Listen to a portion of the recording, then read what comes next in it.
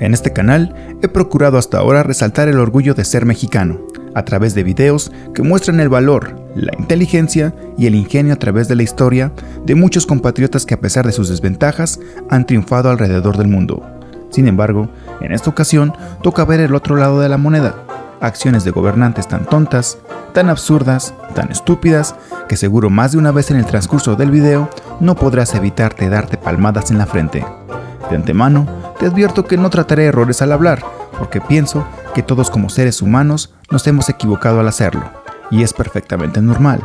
Más bien, trataré de acciones ridículas que se realizaron y se planearon estando perfectamente conscientes, ya sea por una persona o un conjunto de responsables que se suponía estaban plenamente capacitadas para realizar estos proyectos.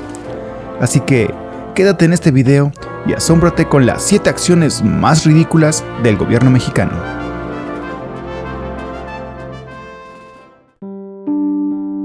El 22 de noviembre del año 2006 sería una fecha memorable para la ciencia mexicana. El expresidente Vicente Fox inauguraba en el estado de Puebla el proyecto científico mexicano más importante de todos los tiempos, el Gran Telescopio Milimétrico, el más grande del mundo en alcance de frecuencia. Todo un orgullo. Pero detrás de este ambicioso proyecto había algo bastante estúpido. Ese día se presentó a los medios una obra perfectamente terminada que estaba lista para escudriñar en lo profundo del espacio, e incluso se le dio una muestra de su capacidad al presidente en una supuesta transmisión, captando radiofrecuencias desde los profundos rincones del sistema solar. Todo fue una mentira, ya que apenas días antes de la inauguración, la magna obra estaba muy lejos de ser terminada. Por lo tanto, de emergencia y de rapidito, se colocaron paneles falsos hechos de unicel para aparentar que se había terminado. Por lo tanto, su operación en la banda milimétrica sencillamente era imposible, engañando así al presidente, a la prensa y a todos los mexicanos. Ya para el año 2012, 6 años después, el expresidente Calderón hizo una visita de supervisión al telescopio y una vez más le fue hecha una demostración falsa, porque se volvieron a poner nuevamente paneles de madera y de unicel. Afortunadamente, tras muchos años de construcción y en colaboración con la Universidad de Massachusetts, el Gran Telescopio Milimétrico entró en operaciones en mayo del 2013.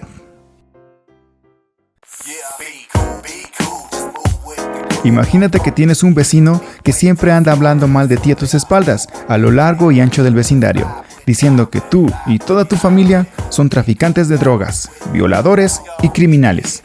Y que no lo hace de forma ocasional, sino que siempre que tiene la oportunidad, te ataca, difama y se burla públicamente. La pregunta es, ¿le abrirías las puertas de tu casa y lo atenderías como el mejor de los amigos? Pues esto es lo que el presidente Enrique Peña Nieto hizo el 31 de agosto del 2016, cuando recibió al candidato republicano a la presidencia de los Estados Unidos, Donald Trump. Un acto tan vergonzoso e incomprensible que dejó mal parado al actual gobierno no solo con los mexicanos, sino con el mundo entero.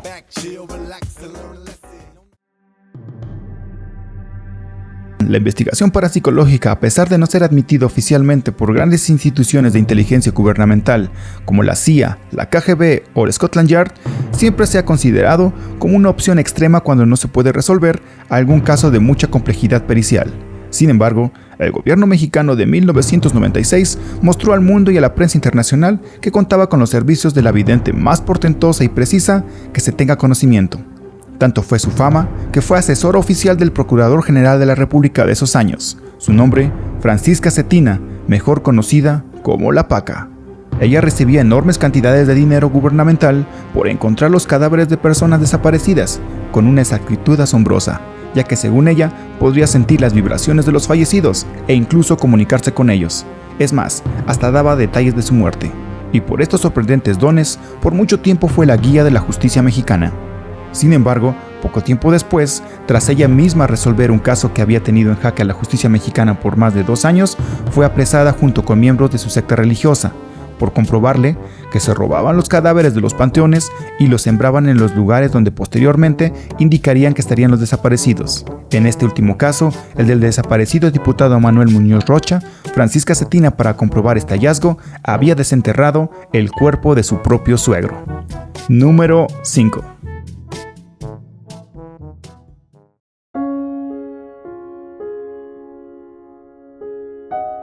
Muchos programas para mejorar la educación en México han ido y venido a través de los años. Quizá, detrás de estos proyectos, quiero creer que hay las mejores intenciones. Sin embargo, muchas veces las buenas intenciones solo quedan en eso. En el año 2004 se presentó el programa educativo Enciclomedia, un sistema de aprendizaje que estaba conformado por una base de datos diseñada a partir de los libros de texto gratuitos de quinto y sexto grado. A través de una computadora, un pizarrón electrónico y un proyector, los maestros y alumnos tenían acceso al salón de clases, a los libros de texto e enciclopedias digitales y diversos programas educativos.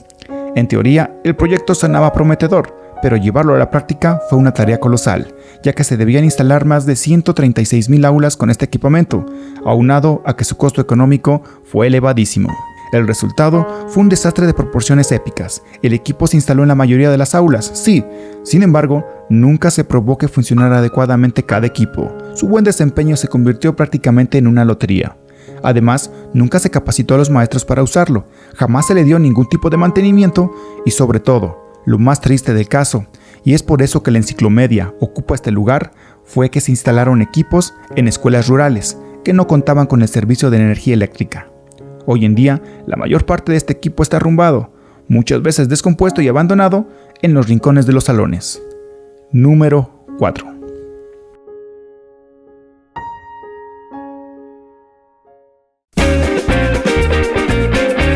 Sin lugar a dudas, los Juegos Olímpicos es la justa deportiva más importante de la humanidad. Todos los países mandan a participar a su élite deportiva y por consiguiente los ojos del mundo están puestos en este evento.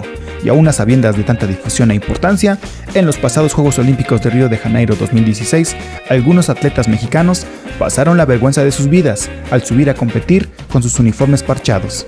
Esto porque no recibieron sus respectivos uniformes que les proporcionaría la CONADE. El colmo de esto es que la novia del titular de dicha dependencia se paseaba por Brasil con un uniforme exclusivo de los atletas mexicanos. Sin embargo, este hecho va más allá, ya que en los Juegos Paralímpicos de Río 2016, la nadadora mexicana Doramitzi González, ganadora de 11 preseas paralímpicas entre los Juegos de Sydney 2000, Atenas 2004 y Beijing 2008, se quedó sin participar, porque los directivos llegaron tarde a la competencia de nado de relevos 4x50 mixto, porque se les había olvidado, y por consiguiente, el tiempo de inscripción se había agotado, dejando sin participar a todo el equipo de nado. Todo una vergüenza. Número 3.